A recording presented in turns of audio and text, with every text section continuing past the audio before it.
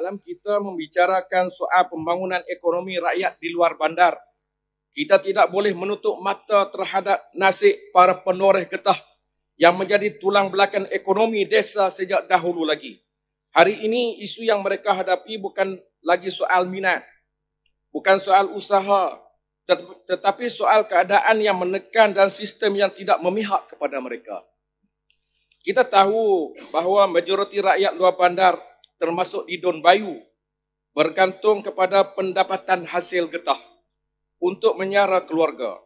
Namun pendapatan ini semakin tidak stabil kerana dua faktor utama, iaitu harga getah yang tidak menentu dan keadaan musim yang tidak mengizinkan. Dalam 1 tahun, hujan turun sepanjang masa dan para penoreh hanya mampu turun bekerja dalam tempoh 2 hingga 4 bulan sahaja. Tetapi pendapatan daripada beberapa bulan ini terpaksa menanggung kos cara hidup sepanjang tahun.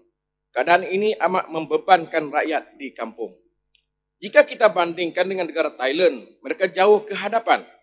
Teknologi penorehan mereka membolehkan penoreh bekerja ketika musim hujan melalui penggunaan peralatan khas seperti rain guard dan sistem mekanisasi yang lebih moden.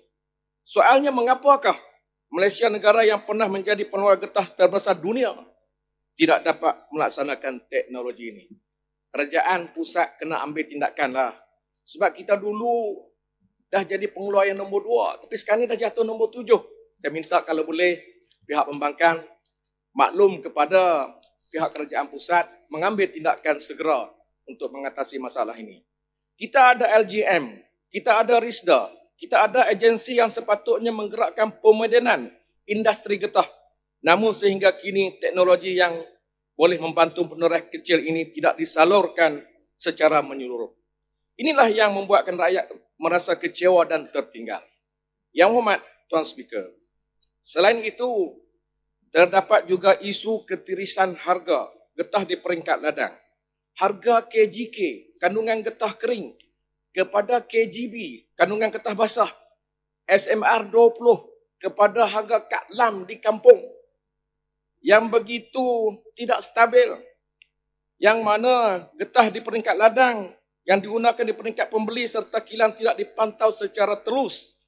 Pengiraan kandungan getah kering tidak mempunyai kawas selia yang jelas, menyebabkan pekebun dan penoreh getah menerima harga yang lebih rendah daripada nilai sebenar.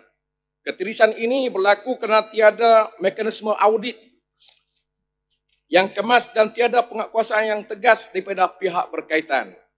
Oleh itu, saya ingin menyarankan agar kerajaan pusat melalui Kementerian Komoditi dan juga kementerian yang menjaga pembangunan luar bandar mengambil tindakan yang lebih serius dan menyeluruh. Antaranya, melaksanakan program mekanisasi penorehan secara nasional dengan menyediakan peralatan teknologi tinggi kepada pekebun kecil.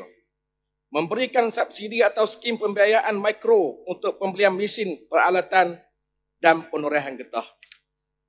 Dan yang ketiga, menubuhkan satu jawatankuasa kawas selia harga getah yang berfungsi memantau dan mengaudit formula harga dari kilang ke ladang secara telus.